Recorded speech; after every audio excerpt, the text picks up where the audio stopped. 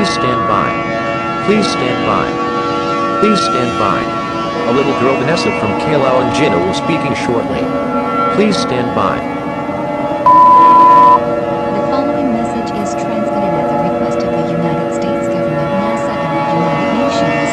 This is not a test. I repeat, this is not a test. I say again, this is not a test. A global crisis is unfolding at this time.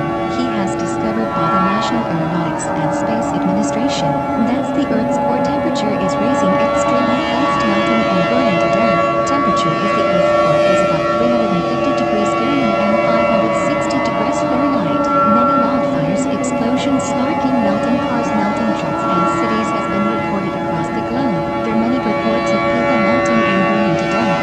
Everything is burning and blackouts, power outages has been reported to across the globe.